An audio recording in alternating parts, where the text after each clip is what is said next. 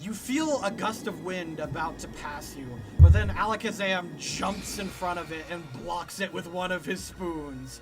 You have just been attacked by... God. No, that was last session. Oh, you're right. Sorry. My bad. The chessboard. We've been attacked by the chessboard. Like a boomerang, it's flying around you.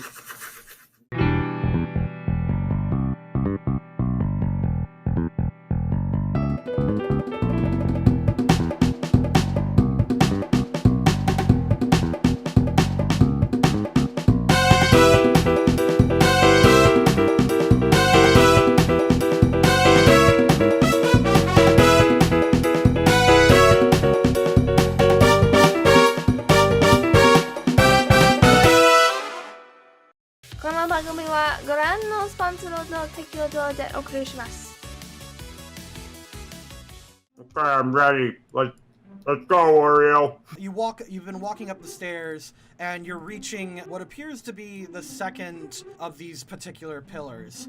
Oreo looks at you and says, okay, so do you...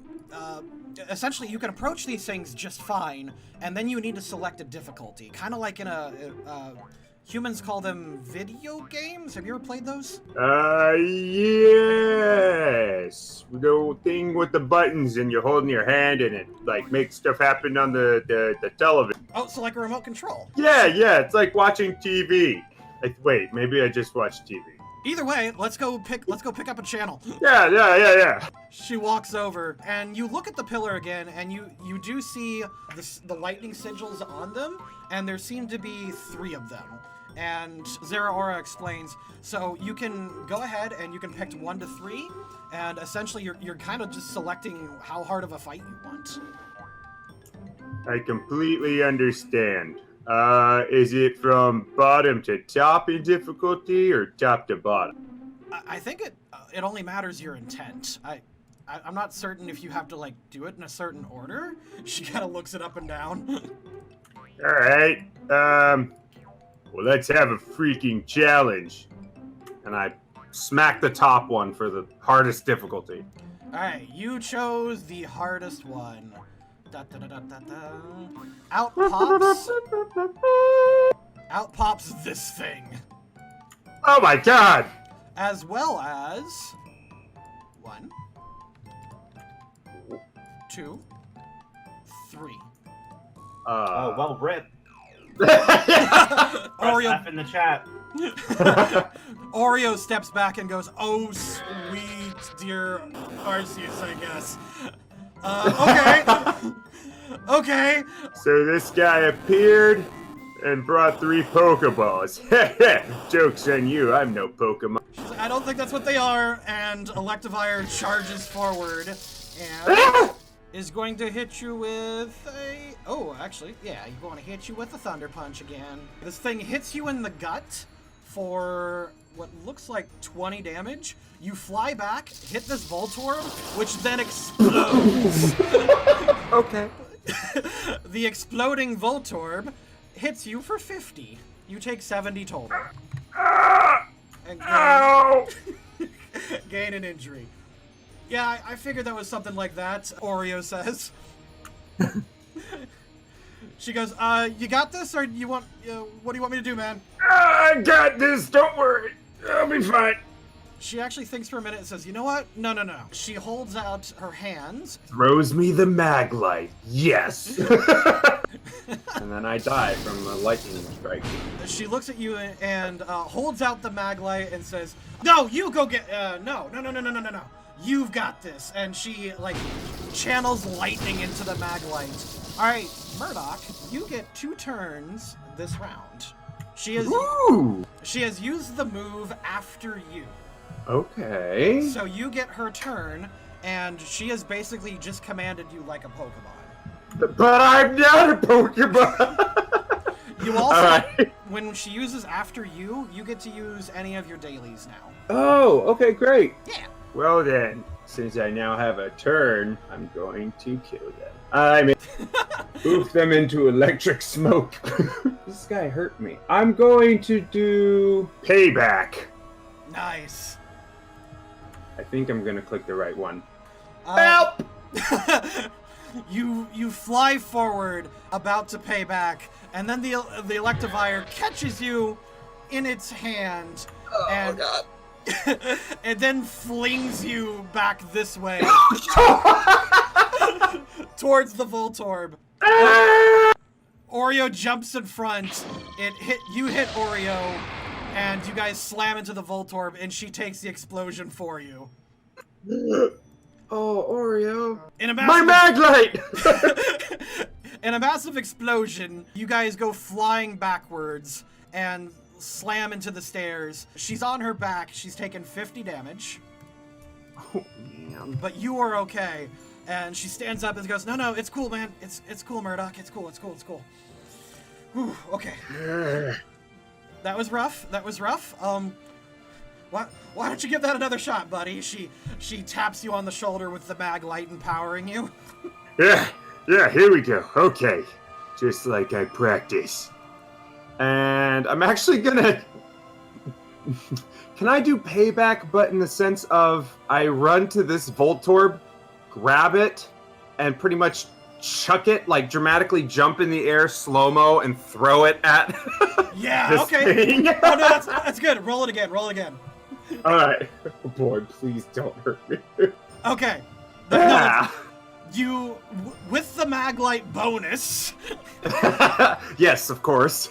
you channel Oreo's lightning that she sends through you. You are now... You've seen the Sonic trailer? Yeah. Gotta go fast. God damn it. You dash forward, pick up the Voltorb, and like its eyes slowly turn towards you. Like it's moving super duper slow, and the Electivire also is like slowly turning its head towards you, but everything else just like is just normal with you, man. Yeah. I mean, it's all pretty awesome in my head, so yeah. It looks at you and it starts to glow white very slowly. But then you throw it like a Pokeball, as you know. Yeah, all the training, yes. It hits Electivire in the head for 40 damage. And then it proceeds to explode, but it's exploding very slowly. I just kind of get over here and watch it. Wow. It explodes, taking out both of them at once into a puff of electricity. The lightning sigils hit the ground, and Zera Aura kind of comes forward and is just shocked and goes, meow? And everybody screams. I just nod my head again, dust off a shoulder, and like, that's the power of Maglite. And I pick up the little lightning thing that fell down. Alright, this lightning thing has 3 lightning bolts on it, unlike the single lightning bolt one that you had earlier. Cool. So I have a total of 4 lightning bolts. 4. Thank you, Oreo. 4 lightning bolts. She says, yeah, that was pretty awesome. I've literally never done that before. I don't know how you did that, man. Me neither. All right. Let's get to the next one. She just looks at you shocked and says, yeah, lead the way, dude. All right. I see one over here. Let's go click it as well. You guys approach the pillar, and it gives off like this like electrical pulse, as if like anticipating your choice. It knows I'm coming for it. She stops you and says, hold up. She takes out a super potion from her bag and sprays you. You recover 50. Ooh, I forgot all about that. Thank you. And at some point, the pain just becomes your entire existence. She goes, yeah, I understand. I come from a tribe of warriors. So, I mean, like... Oh, me too. She looks at you like big anime eyes. Really? I mean, I consider us a tribe of warriors. It was me, my father, my mother, and my sister. The Murdocks. She's like, I must meet Clan Murdock someday. Oreo, if you're lucky, you just might. She looks amazed and says, all right, yeah, go pick the next one. Make it a good one. She jumps excitedly. Let's see. Well, we already have a 1, and we have a 3. Let's see. We're gonna do the 2, so we can have one of each, right? That's not how it works, but yeah, that makes sense to me. Go for it. Perfect. And I smack the 2. All right. From the sky, you hear thunder rumbling. As you look up, you see and hear a bunch of Okay. as a bunch of these Pokemon start descending from the sky. Sky rats! They start circling around you and start dropping little things. I think that's They're a good pooping! God damn it. I think that's a good place to stop Murdocks for now, and then we'll go back to Mason. You guys are at the lake. I'll probably have Snowball out so I can, so we can see better. Sarcophagus comes forward. Meanwhile, Rex takes a thimble of the lake water, puts it in his equipment. I forgot Alec. He puts a thimble in it. He puts it in a test tube, puts it inside a machine, and it starts reacting in various ways. There's some beeps and boops for a second, and after a short time, you hear a ding, and he looks at it and he goes, "Yep, that's some magic water right there." He holds up his device. Anything more specific than the fact that it's magic? Well, that's not really how these machines work. We're gonna need, probably someone with mystical influence, or at the very least, someone that knows more about it. I study, ancient civilizations and stuff. I can't really determine the exact properties, but yeah, clearly a legendary's been here. Well, perhaps there's gonna be some documentation upstairs. He goes, yeah. I can try to, MacGyver something, but I can't guarantee anything crazy. We can look into things later, as long as you just keep the sample on you. He says, heck yeah, man. So he pockets it, and you guys go back upstairs. Drink the poop water. You guys start wandering around without the chess set. Oh my god, it's the chessboard!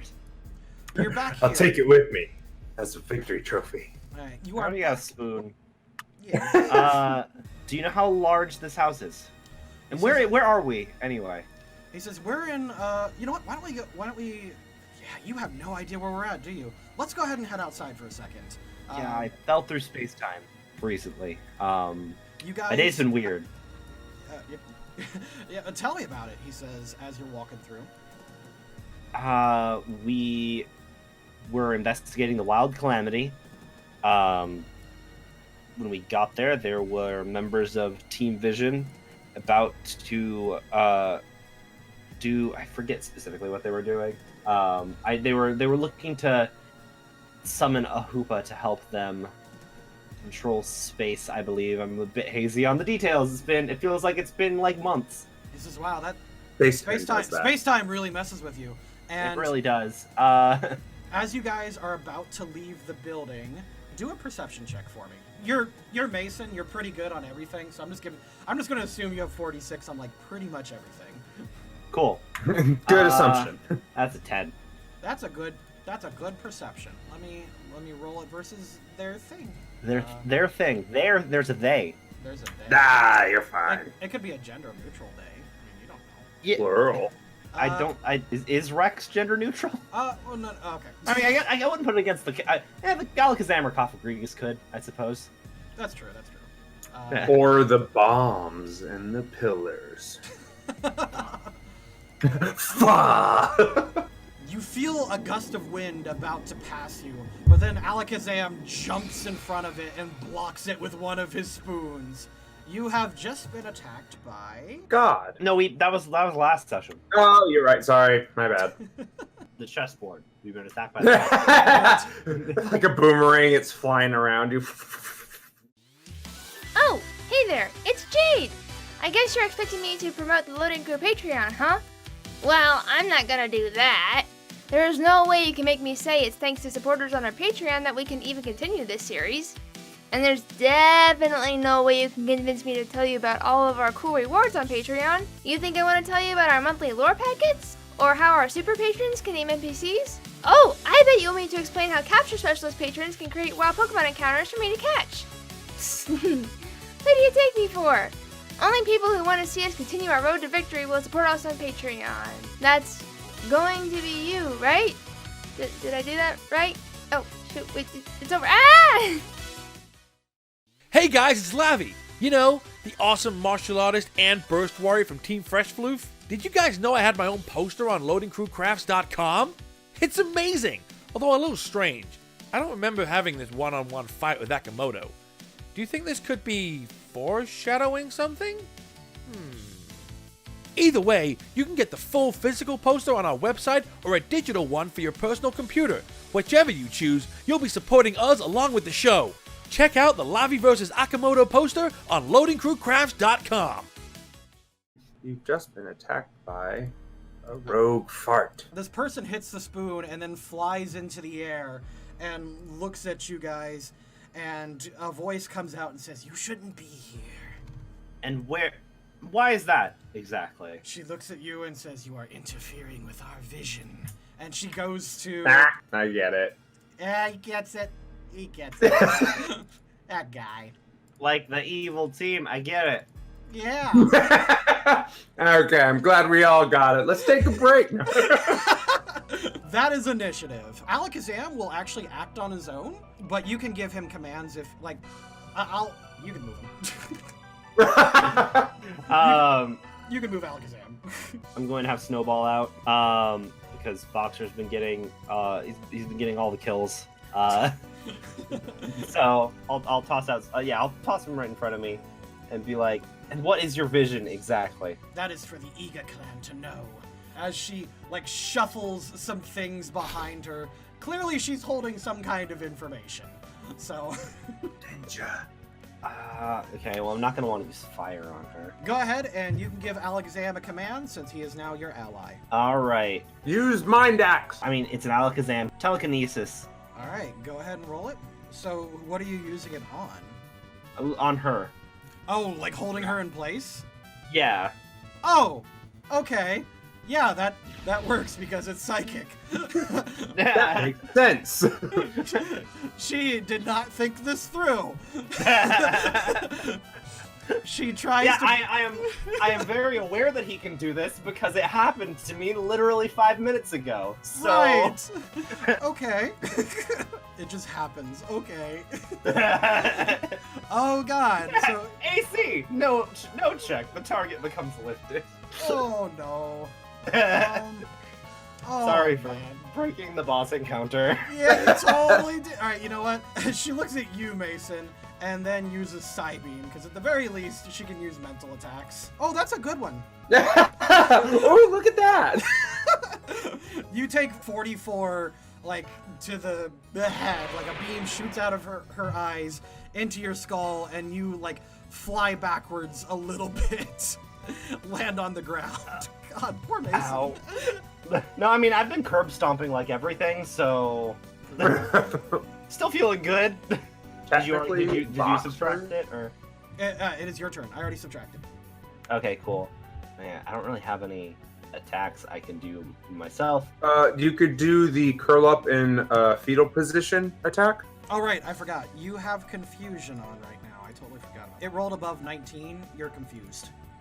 Oh, so I have to roll a... Yeah, like, any special ability you use, we just determine to see if you hurt yourself in confusion or not. Okay. Well, so what's my special attack? Is my special attack mod just 22? I feel like since it says mod, it's different. Your mod would be +6. Okay. I'm going to use my... called the Game Plan Plus. Okay. Where we all can move up to X meters, where X is my special attack or special defense modifier. I'm just going to say surround her. You know what? Get her! Just roll a 1d20 real quick to make sure that works. That does work. In fact, you snap out of confusion right away. Your instinct as a leader kicking in, you command everyone to surround her. And with Alakazam holding her still, that is not difficult even a little bit. Snowball's turn. I'm just going to have Snowball, like... Snowball's basically going to make an intimidation check because I call him Snowball because he can make his flames white hot. So he's basically just gonna go and he's gonna roll intimidation, and I'm just going to be like, "Would you like to give us what you have?" Okay, that'll be very. Yeah, go for it. Roll it. In fact, I'll give you 2 more dice roll as a bonus because that's really awesome. Plus, you have her like literally paralyzed. Yeah, she's paralyzed, floating in air. I have a giant pig that can burn her. Yeah, that's a 15. That is a 15. Okay, let's see her. Is it Guile that resists that? I think it's Guile. I'm pretty sure Guile is what resists intimidation. Okay. No. Seeing the. Or I guess you could do like instinct or like intuition could probably also do it. Oh, okay. You know what? It's not much better. Yeah, you turn her, like, Alakazam turns her around, slowly lowers her, like, out of the air, and Snowball glows white hot, and she pauses for a moment and says, "I have reconsidered my position." Excellent, and I hold my hand out to her. I also hadn't realized that she was literally a Venomoth, so that makes things a little, Yeah, so I'm gonna reach my hand out for the papers. Yeah, she pulls out some papers and hands them to you, along with a small device that looks like a mega ring. Would I know what that is? Should I roll education for it? Sure, roll it. That's a 22. Oh, damn! Yeah, this is definitely not a mega ring. In fact, this is ancient and, like, doesn't belong in most places. This was crafted by someone from a long time ago. It's scratched onto some rare red stone. Sauron. It is. Dang. It is bracelet incised, and when you take it, it reacts to the aura that like is filling this place. Can you explain to me what you're doing here? She pauses and thinks and says, "I am fulfilling our vision." Excellent. Could you elaborate for me? Let's just say, let's say, hypothetically speaking, something were to happen to you in the next 3 minutes, and I'm going to have Snowball's flames flare up. You'd want to explain yourself fast enough that you could get all the important details out before that happens. It's dark. Yes. It's like, how appropriate for someone to react like this. And she looks at you, Officer Mason. Funny how assaulting a person randomly will make them feel like that. Rex thinks for a moment and says, "Yeah, I am temporarily blind for a while. What about you, Coffin Forest?" The Coffagrigus holds his hands up to his eyes. Coffin Forest. Oh my god. Coffagrigus holds his hands up to his eyes and puts a finger up to his lips and puts the other hand like in his ears. I mean, did he ever explain what part of Utopus we're in right now? Yeah. You are on. He says you're in the Lawless Lake, in the middle of the Lawless Lake. Okay, well, A, that doesn't actually matter. Okay. A, it doesn't actually matter. But B, like, I am aware that these people are, like, literally terrorists and may or may not be trying to unravel the fabric of reality, so... like... Okay, you know what? I was given a command by my Jonin, and I am just fulfilling that role. I will tell you where I found this, but I know nothing else because I didn't need to. That makes sense. Where did you find... I'm assuming by this he means the ring? Yes. The ring and the papers came from the top floor. There's a Golurk there that seems to be awaiting some form of instruction. I don't know anything else. I just grabbed the ring that was on it along with these research papers. Well then, I'm gonna take that. Would I have handcuffs on me? Of course. My worry is that it's a ninja, so I'm like skeptical of how effective they're going to be. Oh, Rex One is like, smoke bomb and they're gone. Rex is like, "I got this." He goes forward and he starts like frisking her, and then he's like, "Got it," and he pulls out her burst crystal, and she reverts back to a ninja. No, yeah, I'm saying, like, if they're a ninja, I'm skeptical of how effective handcuffs are going to be on a ninja. He's like, "Hold up." He says, hold up, I got this. Coffin? Oh, Forest. Yeah! Coffin Grigus can do the thing! Yeah, that's what he can do! Coffin Forest opens up, he shoves the ninja inside, and then it slams shut. That's not the specific thing I was thinking of, but it works. What does it do? I don't remember. Mummy, the ability Coffagrigus has is when they touch something that can remove its abilities. Oh, Jesus!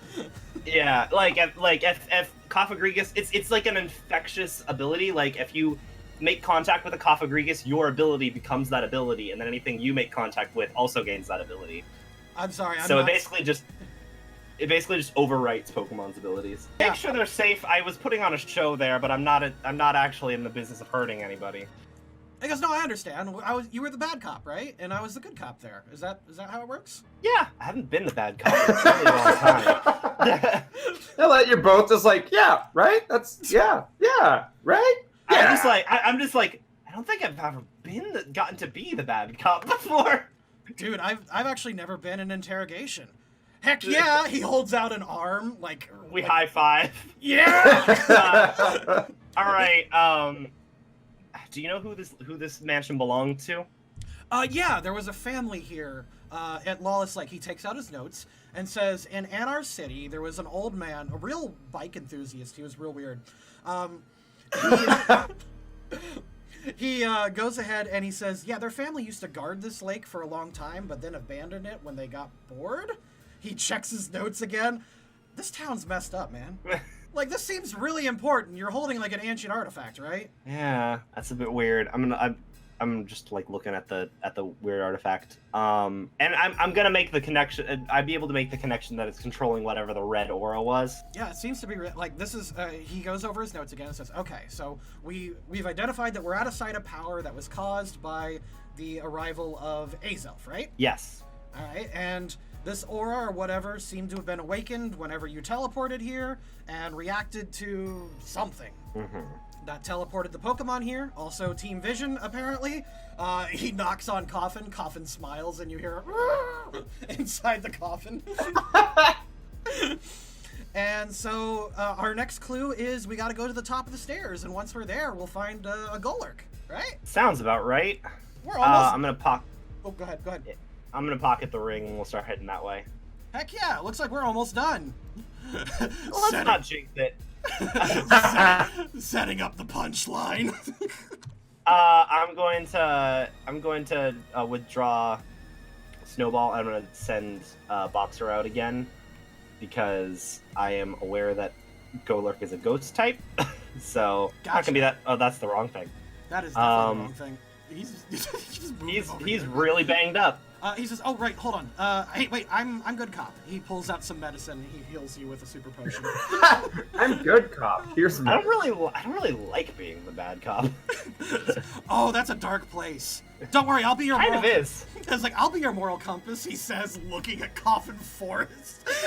Like... Funny thing is, I'm usually the moral compass. Anyway, let's go. You guys head towards the stairwell and begin heading upstairs. Let's go back to Maglite.